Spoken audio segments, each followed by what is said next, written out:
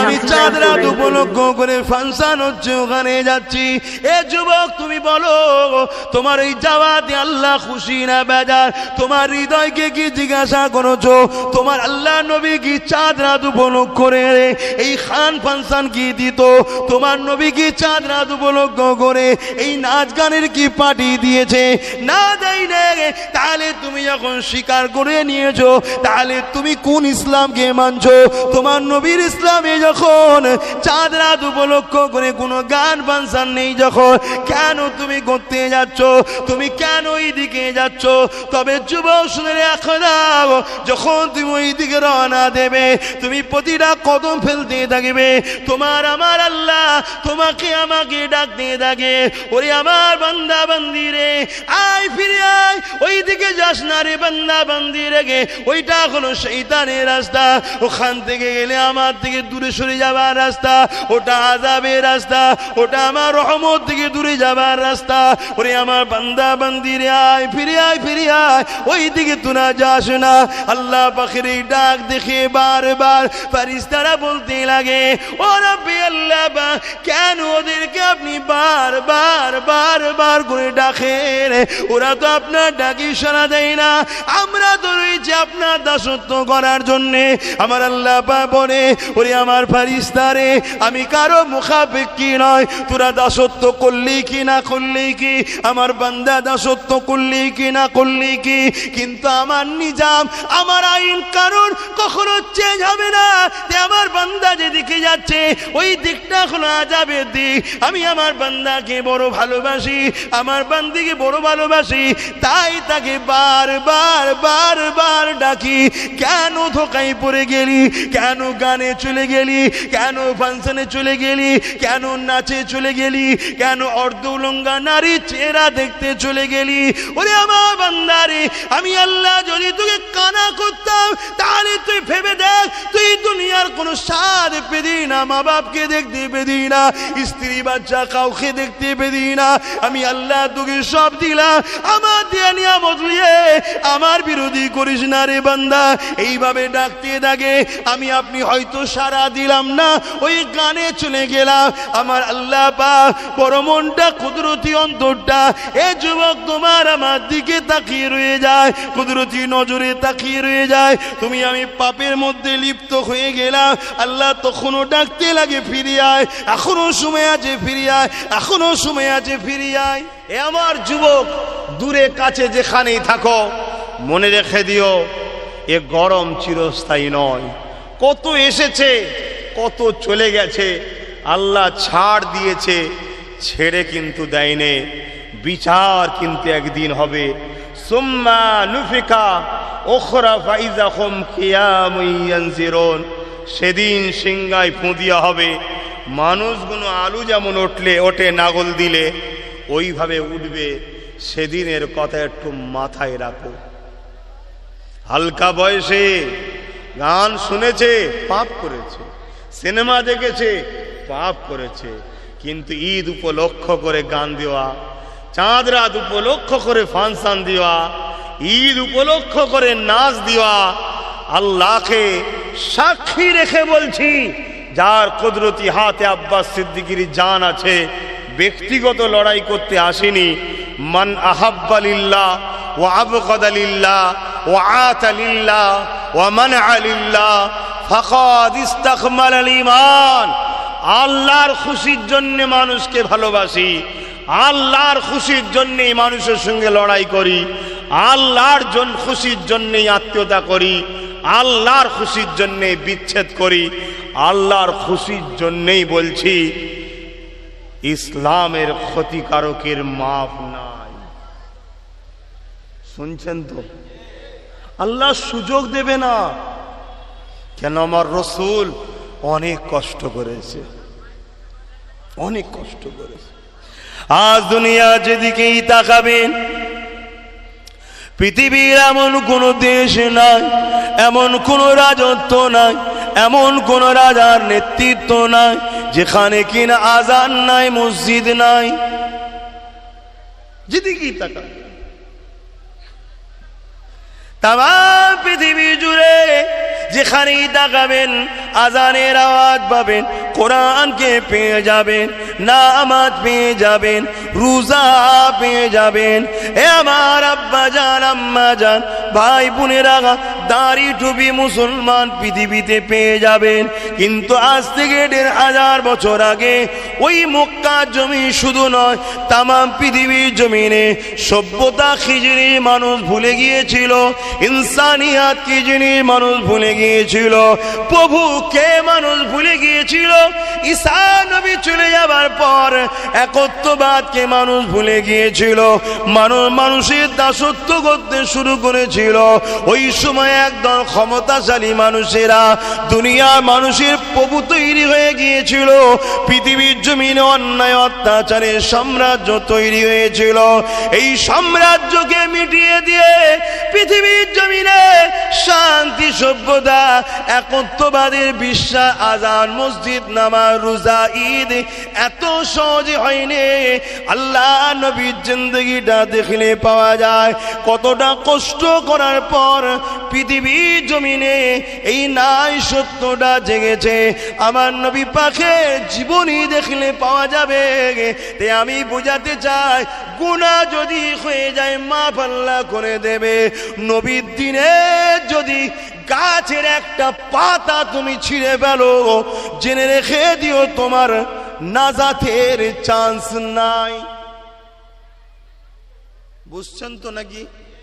মাইকের আওয়াজে দূরে কাছে যেখান থেকে শুনছেন, মা বাপ ভাই বোন, অন্যদিন পার্কে যাওয়া গুনাহ কবিরা, তওবা করলে মাপ আছে। ঈদ উপলক্ষ করে স্পেশাল, ঈদ উপলক্ষ করে স্পেশাল এটা। বাপ, আপনি ধর্মকে কালি লাগাচ্ছেন, ধর্মর গায়ে দাগ লেগে দিলেন। অন্যদিন পার্টি দিয়ে মদ খেয়েছে, হারাম, আমি বলছি হারাম, তওবা করলে মাপ আছে। ঈদ উপলক্ষ করে স্পেশাল পার্টি দিয়েছেন শরাবের, বাপ আপনার মাপ হবে বলে আমার সন্দেহ হচ্ছে। আপনি সুযোগ পাবেন বলে সন্দেহ হচ্ছে। আল্লাহ আপনাকে সুযোগ দেবে না, কেন আপনি হালাল আর হারামকে এক জায়গায় করেছেন, আল্লাহর সঙ্গে পাল্লা দিয়েছেন। আল্লাহ নবী মেহনত করে হারামকে হারামের জায়গায় সরিয়েছে, হালালকে হালালের জায়গায় পার্থক্য করে একটা ডিভাইড তৈরি করেছে। আপনি সেই ডিভাইডের দেয়ালকে ভেঙে দিয়ে এক করে দিয়েছেন হারাম হালালকে, যেটা আবু জেহেলের কাজ ছিল। হ্যাঁ আমার যুবক, তোমরা আমার বন্ধুর মতো, ভাইয়ের মতো, হালকা বয়স, ভুল করছো। রক্তের গরমে এমন কোনো কাজ করে ফেলো না। আমি শুধু তোমাদের বলছি না, আজ এখানে শুধু তোমরা শুনছো তা নয়, PABS এর মাধ্যমে হাজারো লাখো মানুষ শুনছে, কয়েকদিনের মধ্যে কয়েক কোটি লোক শোনে। আমি সবাইকে বলছি, অনুরোধ করছি। আমি কিভাবে অনুরোধ করব? তোমরা আমার ভাই হও। আল্লাহ সাহায্য আমাদের উপরে আসা বন্ধ কেন? আমার আল্লাহ আমাদের উপরে বেজার হয়ে গেছে। কেন? আমরা তার হাবিবের কষ্টে করা, মেহনত করা ইসলামকে টুকরো টুকরো করছি, আমরা ভাঙছি। পবিত্র ইসলামকে নোংরা দিয়ে, অপবিত্র দিয়ে, পাক ইসলামকে অপবিত্র নাপাক করার চেষ্টা করছি, আমরা করছি। আল্লাহ নারাজ হয়ে যাচ্ছে।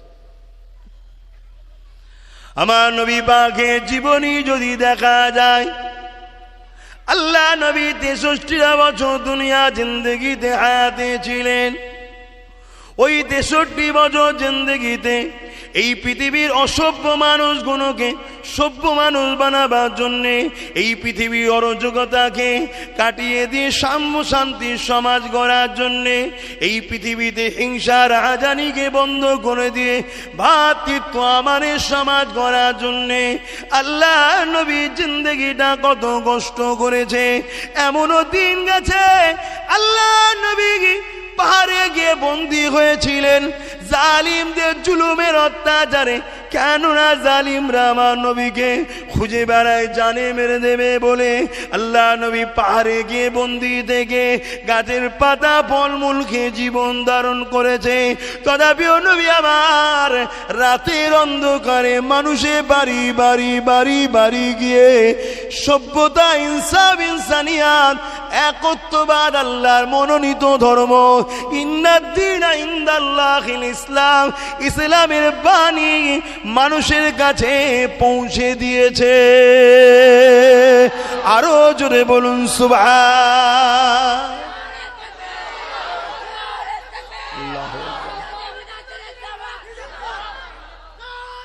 আল্লাহ। এত সহজে আমরা পাইনি।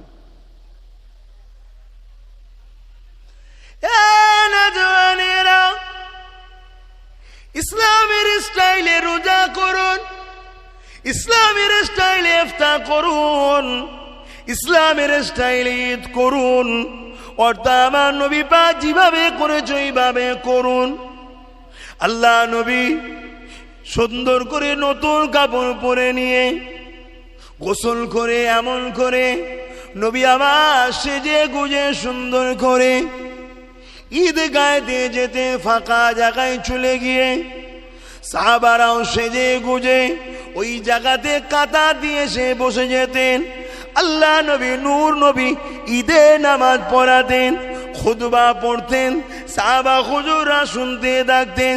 খুতবা হয়ে যাবার পরে সমস্ত সাহাবা ভাইরা একে অপরে গলায় গলায় মিলা করে কুলোকুলি করতেন, একে অপরের খোঁজ খবর নিতেন, একে অপরের আত্মীয় কুটুমের কাছে যেতেন। একদিন আল্লাহ নবী এইভাবে যখন ঈদগাহ দিকে রওনা দিয়েছে, আল্লাহ নবী ঘরের সামনে যখনই বাহির হয়েছে, একটা গরিব ছিঁড়া ফাটা জামা কাপড় পরা ছোট্ট একটা বাচ্চা ছেলে দাঁড়িয়ে রয়েছে। আল্লাহ নবী তাকে জিজ্ঞাসা করেছে, বাবা ছেলে তুমি এখানে কেন দাঁড়িয়ে আছো? আজকে ঈদের দিন, খুশির দিন, জামা কাপড় পরে হাজারো ছেলেরা ঈদগাহে যাচ্ছে, তুমি এখানে ধুলোবালি মেখে এইভাবে কেন দাঁড়িয়ে আছো? ওই ছেলেটা বলেছিল, আমি আমার দুঃখের কথা এতিম নবী ছাড়া অন্য কারো কাছে বলবো না, কারণ আমার আম্মা জান বলেছেন এতিম নবী ছাড়া তোমার দুঃখের কথা কাউকে বলবে না, কারণ এতিম নবী ছাড়া তোমার দুঃখের কষ্ট কেউ বুঝবে না। আল্লাহ নবী এমনি করে হ্যাট হয়ে গেলেন, ওই ছেলেটা কাছে মুখটা কাছাকাছি হয়ে গেল। বাবা ছেলে বলো, তোমাকে সামনে যিনি রয়েছে উনি অন্য কেউ নাই, উনি হলো সেই এতিম এসির তোমার নবী হযরতে মুহাম্মদ রাসূল। আল্লাহ নবীকে ওই বাচ্চাটা নিজের কষ্টের কথা শোনাচ্ছে যে হুজুর আমার আব্বা জান নাই, আমরা গরিব, সবাই নতুন নতুন জামা কাপড় পরেছে, আমি মায়ের কাছে আবদার করেছিলাম, মা বলেছিল বাবা দিমার সামর্থ্য নাই, যাও রাসূলুল্লাহর কাছে দাও, দেনেওয়ালা মুহাম্মদ রাসূল দিতে পারে। জোরে বলুন সুবহানাল্লাহ। আমার নবী দিতে পারে না? পারে না? জোরে বলুন। হ্যাঁ, দুটো রকম দেনেওয়ালা, একটা আল্লাহ দিওয়া, একটা রাসূল দিওয়া। আল্লাহ যখন দেয় আল্লাহকে কেউ সহযোগিতা করেনি, রাসূল যখন দেয় রাসূলকে দিবার পাওয়ারটা আল্লাহ দিয়েছে। জোরে বলুন সুবহানাল্লাহ। এই জায়গাটাই ঠিক রাখবেন। বেশক রাসূল দেনেওয়ালা, কিন্তু রাসূলকে দেওয়ার ক্ষমতা কে দিয়েছে? আল্লাহ। আর আল্লাহও দেনেওয়ালা, আল্লাহকে ক্ষমতা কেউ দিয়েছে নাকি? না। তাহলে পার্থক্য আছে না? নাই? হ্যাঁ, পার্থক্য হয়ে গেল। কিন্তু আমরা এই সব কথা শুনে অনেকে ঘাবড়ে যায়, নাউজুবিল্লাহ নাউজুবিল্লাহ, ঈমান মনে চলে গেল। আরে আছে, কোথায় যাবে? থাকলে তো যাই। পকেট খালি বলছে আমার পকেট মার হয়ে গেল। আরে পকেটে তো কিছু ছিল না, তো মার কি করে হবে? রাসূলকে চেনেন, নবীকে বোঝেন, নবীকে আল্লাহ এত মাকাম দিয়েছে। এক মহিলা, আপনারা সবাই জানেন, কেন ভুলে যান জানি না, রাসূলকে এসছেন, হুজুর আপনি নাকি ওয়াজ করেছেন বুড়ো বুড়িরা জান্নাত যাবে না? আল্লাহ নবী বলেছেন, হ্যাঁ মা আমি ওয়াজ করেছি, মহিলা হাউমাউ করে কাঁদছে, হুজুর কি সর্বনাশ, কেন আমি যুবতী বয়সে মারা গেলাম না, কেন আমি বুড়ি হলাম, আমি তো তাহলে জান্নাত যাব না। আল্লাহর নবী বললেন, না মা, তুমি জান্নাতে যাবে। তুমি বলুন বলুন, জান্নাতে যাবে। এই যে কথাটা বলে দিল, ওই মহিলাটা সমস্ত পৃথিবীর মুফাসসিরিন, মুহাদ্দিসিন, ইমাম, মুস্তাহিদ একটা কেউ ইখতিলাফ করেন এই হাদিসটাকে নিয়ে, সবাই বলছে এই মহিলা জান্নাতি। জোরে বলুন সুবহানাল্লাহ। তুমি জান্নাতে যাবে, তবে যখন যাবে আল্লাহ তোমায় কুমারী যুবতী বানিয়ে দেবে মা। জোরে বলুন সুবহানাল্লাহ। আমি এটা বুঝাতে চেয়েছি, মা তুমি জান্নাতে যাবে, চিন্তা করো না। মহিলা খুশি হয়ে গেল। এই যে কথা রসুল বললেন, কবে বিচার হবে? এখনো বিচার হয়েছে নাকি? 1450 বছর আগে নবী বলেছে, এখনো কতদিন দুনিয়া আছে কে জানে। আবার মানুষ চলে যাবার পর এই পৃথিবীটা কতদিন যে এমনভাবে থাকবে তাও বা কে জানে। তারপরে ময়দানে মাশর হবে, কানা মিকদারু 50 আলফা সানাতিন, 50,000 বছরের একটা দিন হবে, তারপরে বিচার হবে। এত আগে নবী বলে দিলেন, মা তুমি জান্নাতে যাবে। মুখ নবীর কথা ছিল আল্লাহর। জোরে বলুন সুবহানাল্লাহ। ওই মুখটাকে আল্লাহ এমন ভাবে তৈরি করেছে, ওই মুখটাতে যেটা বলে কামলিওয়ালার কথাকে আল্লাহ কবুল করে। জোরে বলুন সুবহানাল্লাহ। হা হা, নেতাকে মানার মতো মানো। নেতা মানি আর নেতার খুদ ধরি, নেতা কি খুশি হয়? বলুন না, আপনি ইমাম সাহেব, আপনি মৌলানা সাহেব, আমি হুজুর সাহেব, উনি শায়েখ সাহেব, উনি আমির সাহেব, বিভিন্ন ভাষায় ডাকা হয়। সব কিছুর মূল একটা, ইসলামের রাস্তা যারা দেখায়। কথা বুঝে আসছে? যদি আপনি যাকে শিক্ষক, আপনার ছাত্র যদি আপনার খুঁত ধরে, আপনার কি ভালো লাগবে? আপনি বলেন এই বিয়াদব ছেলে শুধু খুঁত ধরছে, তাই না? তাহলে আমার রসুলকে আমরা মানি বলি, অথচ খুঁত ধরছি। দুনিয়ায় এত কিছু হচ্ছে, কোনো জিনিসের খুদ নাই। ভেজালে দুনিয়া ভরে গেল, গ্যাসের জ্বালায় মানুষ মরে গেল। ওই গ্যাস কথা বলছি না, যেটা 1200 টাকা হয়ে গেছে, ওটার কথা বলছি না। ওটা বললে তো আবার সাহেব খেপে যাবে, খবর পেয়ে গেলে। বুঝতে পারছেন না? ও সাহেব খেপে যাবে, কোথায় নিয়ে যাবে, কি করে দেবে, বোঝাই যাবে, ধরে ধরে মেরে দিচ্ছে যাকে তাকে। বুঝতে পারছেন না? ও গ্যাসের কথা বলছি না, পেটের গ্যাস। খাদ্যর জ্বালায় পেটে গ্যাস হচ্ছে না, হয়নি? ভেজাল খাদ্যর জন্য। এইসব নিয়ে এত টেনশন নেই। রসুলের শান মর্যাদা বাড়লেই টেনশন।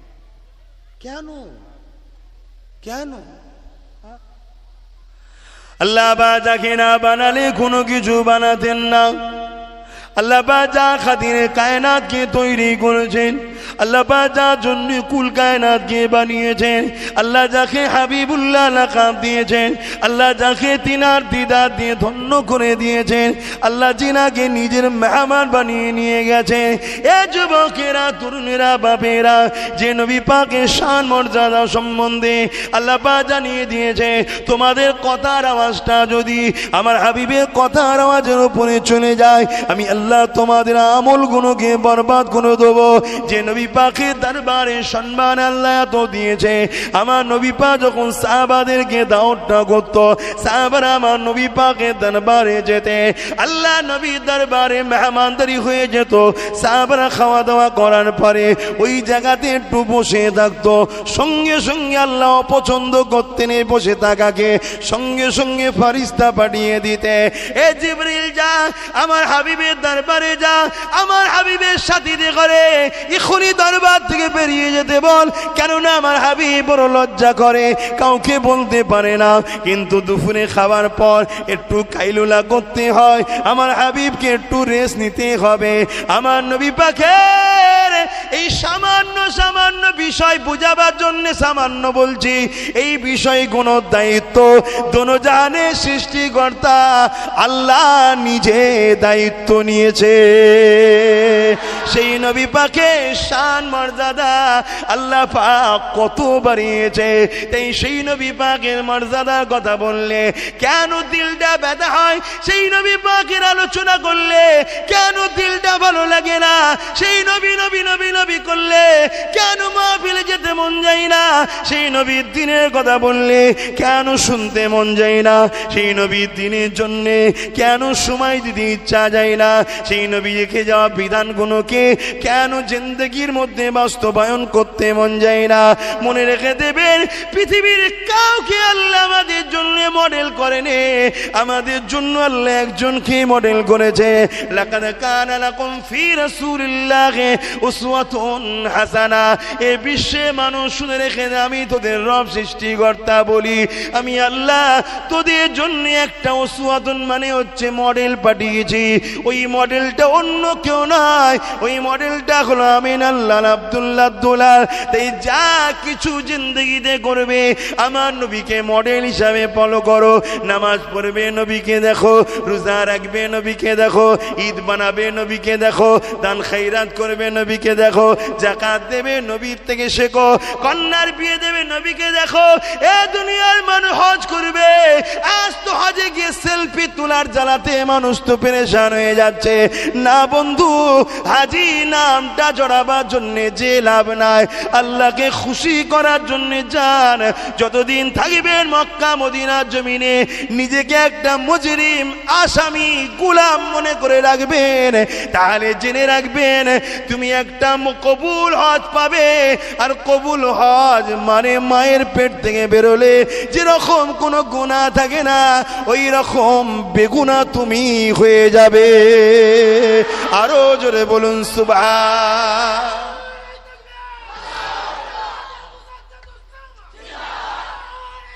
আল্লাহ, আজকের দিনে হজ মানে 4 লক্ষের উপরে, এত টাকা খরচ করে সব পানিতে ফেলে দিল। মডার্ন হয়েছে, মডার্ন।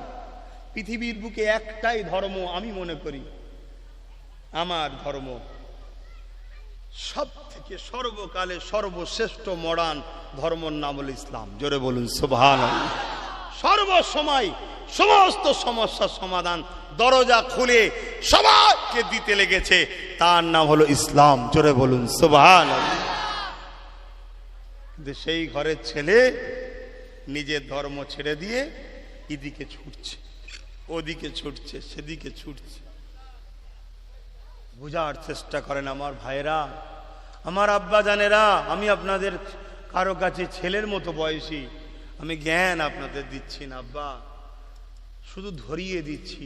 জাবানার মুজাদ্দেদের আওলাদ বলে সম্মান করেন, নবী বংশের বাচ্চা বলে সম্মান করেন, তাই ধরিয়ে দিচ্ছি, শুধু ধরিয়ে দিচ্ছি। একটু ভাবেন, অনেক কষ্টের পর এই ইসলামকে আমরা পেয়েছি, অনেক কষ্টের পর এই ইসলামকে আমরা পেয়েছি। আমার ঈসা নবী চলে যাবার পর, ঈসা নবী চলে যাবার পর মানুষ ইসলাম ভুলে গিয়েছিল। অনেকে, আমার কওমের লোকেরা ভাবে অনেকে যে নবী থেকে ইসলাম শুরু, আমার কওমের লোকেরা ভাবে। আর টিভিতে তো প্রায় সময় দেখা যায় ডিবেট হয়, 150 বছরের ইসলাম, 150 বছরের ইসলাম। আর আমরা বলতে পারি না, আমরা জানি না তো। আরে ইসলামের মূল মন্ত্র হচ্ছে লা ইলাহা ইল্লাল্লাহ, লা ইলাহা ইল্লাল্লাহ। এটা হচ্ছে প্রথম অর্থ। তার মানে নেই কোনো ইলাহা, আছে যিনি একজন, তিনি কে? সবাই বলবেন কে? বাপ আদম এটা মেনেছিল? বলুন, বাপ আদম এটা মেনেছে না মানে নেই? বাপ আদম একজনের উপাসনা করতো না, দুজনের না তিনজনের? একজনের। লা ইলাহা ইল্লাল্লাহ, নেই কোনো ইলাহা আল্লাহ ছাড়া, মুহাম্মদ রাসূলুল্লাহ আল্লাহর প্রেরিত রাসূল।